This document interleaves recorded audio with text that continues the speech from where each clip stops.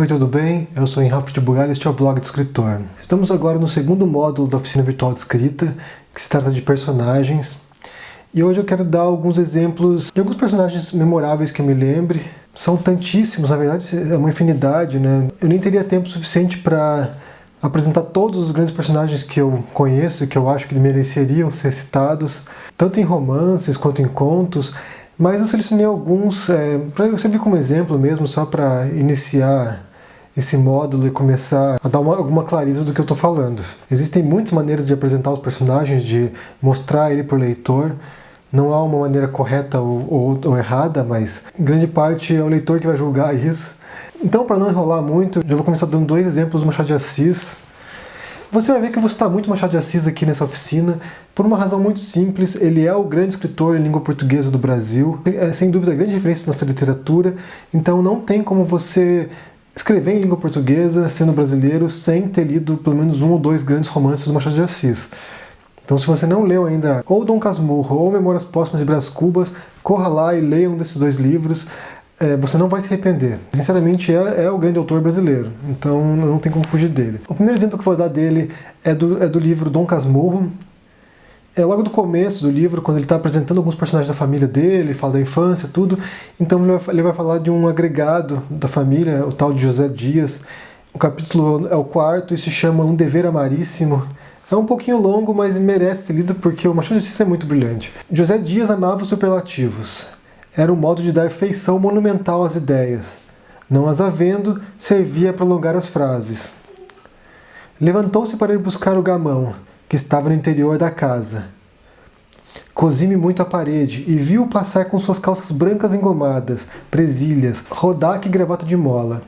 Foi dos últimos que usaram presilhas no Rio de Janeiro, e talvez neste mundo. Trazia as calças curtas para que lhe ficassem bem esticadas. A gravata de cetim preto, com um arco de aço por dentro, imobilizava-lhe o pescoço. Era então moda. O rodaque de chita, veste caseira e leve, parecia nele uma casaca de cerimônia. Era magro, chupado, com um princípio de calva. Teria os seus 55 anos. Levantou-se com o passo vagaroso do costume, não aquele vagar arrastado dos preguiçosos, mas um vagar calculado e deduzido, um silogismo completo, a premissa antes da consequência, a consequência antes da conclusão, um dever amaríssimo. Esse trechinho em particular é simplesmente genial. Há alguns termos que a gente não conhece, né? Termos da moda, por exemplo, o que é rodaque? Eu não sei, eu tenho que ir para um dicionário, mas a gente não tem muita noção dos costumes da época, né? 1830 e poucos, provavelmente, se passa essa história. Mesmo assim, dá para ter uma noção muito clara de quem é esse personagem, esse tal de José Dias. O Machado de Assis ele é conhecido bastante pelas suas analogias, suas metáforas, e essa analogia com o silogismo, né? Com um argumento lógico, que é a premissa antes da consequência, a consequência antes da conclusão, mostra que o José Dias é uma pessoa muito calculista, no sentido assim que ele é muito deliberado o que ele faz, os gestos, a linguagem que ele utiliza, né, os superlativos. É um trecho que ele consegue criar toda uma história para esse personagem sem precisar se alongar muito. É uma maneira incrível de escrever um personagem. O segundo exemplo é do Memórias Póstumas de Brás Cubas. Esse é o meu livro favorito do Machado de Assis. E esse trecho aqui é muito conhecido, é um trecho bastante famoso desse livro, em que ele diz: Marcela amou-me durante 15 meses e 11 contos de réis, nada menos. A Marcela aparece antes, é um dos amores de juventude do Brás Cubas, talvez o primeiro grande amor dele, e ela é interesseira, né? Na visão do personagem, ela é uma pessoa interesseira, ela está com ele por causa do dinheiro, e esse trecho resume bastante a personalidade da Marcela, que amou ele por causa do dinheiro, e depois disso se deu no pé. Você pode ver que em apenas uma linha o Machado de Assis consegue resumir a história inteira do relacionamento entre os dois. É algo raro de se encontrar, é algo muito difícil de conseguir obter. Eu quero citar também um outro exemplo do romance Menino de Engenho, do José Linhas do Rego. Esse também é outro romance muito bem escrito, e esse também é um trecho do começo, quando ele está apresentando os personagens da vida dele, apresentando a mãe, e nesse trecho ele fala do pai dele. Ainda me lembro de meu pai. Era um homem alto e bonito, com os olhos grandes e um bigode preto. Sempre que estava comigo, era beijar-me, a contar-me histórias, a fazer minhas vontades. Tudo dele era para mim. Eu mexia nos seus livros, sujava as suas roupas, e meu pai não se importava. Às vezes, porém, ele entrava em casa calado. Sentava-se numa cadeira ou passeava pelo corredor com as mãos atrás das costas e discutia com minha mãe. Gritava, dizia tanta coisa, ficava com uma cara de raiva que me fazia medo. E minha mãe ia para o quarto aos soluços.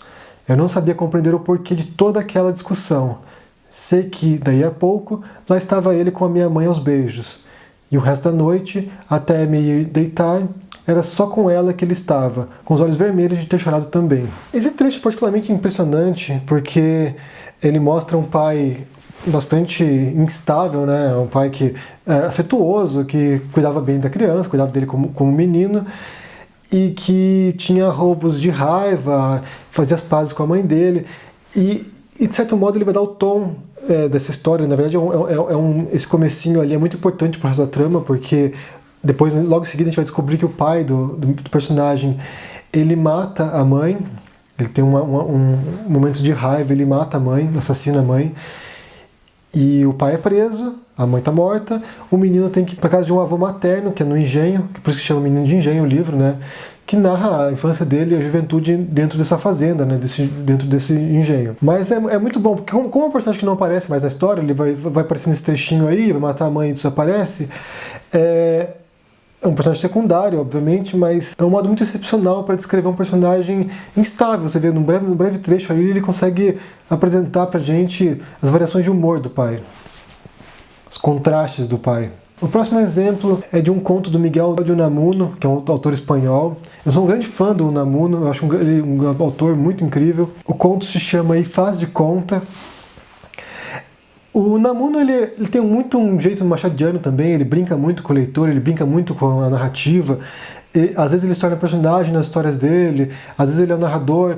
O Unamuno ele é bastante moderno para a época dele, ele escreveu no finalzinho do século XIX, né, na virada ali, século XIX, século XX, mas ele é muito moderno, é um autor bastante inovador, eu acho. Esse conto é bastante divertido também. Esse é bem o comecinho do conto. A Miguel, o herói do meu conto, haviam lhe pedido. Herói? Herói, sim. E por quê? Perguntará o leitor. Pois primeiro porque quase todos os protagonistas dos contos e dos poemas devem ser heróis. Isto por definição. Por definição? Sim. E se não, nós o veremos.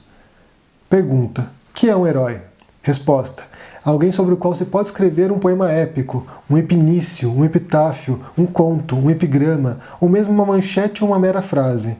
Aquiles é herói porque fê-lo Homero, ou quem quer que fosse, ao compor a Ilíada.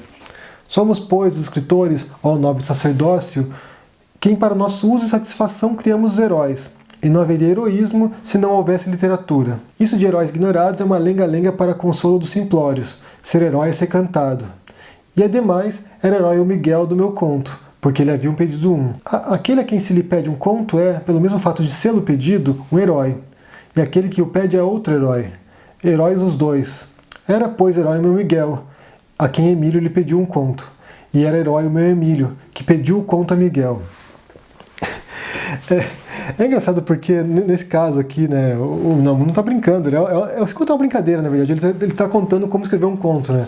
É um exercício de criação, quase. E esse conto é muito engraçado porque, na verdade, ele se acha um herói pelo fato de estar contando uma história, de ter sido contratado para contar uma história, né?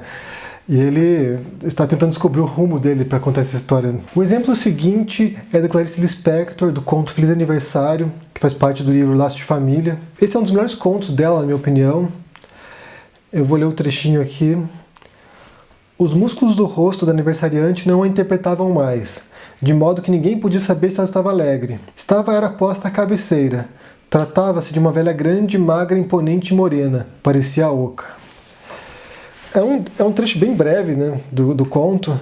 Na verdade, o conto se trata desse aniversário, né, que são 80 anos dessa matriarca da família, está todo mundo lá, estão as noras, as filhas, os filhos, mas de certo modo o personagem, que é o principal da história, né, que é essa matriarca, ela meio que tangencia a história, ela tá dentro da história, mas ela tá meio que fora ao mesmo tempo. Ela é uma presença meio que uma estátua no meio dessa festa, ela quase não se pronuncia, tá sentada ali na mesa, em silêncio, observando aquela festa, aquela bagunça, e ela só vai se pronunciar mais pro final do conto, bem no finalzinho realmente, ela vai abrir a boca e vai resmungar algumas coisas.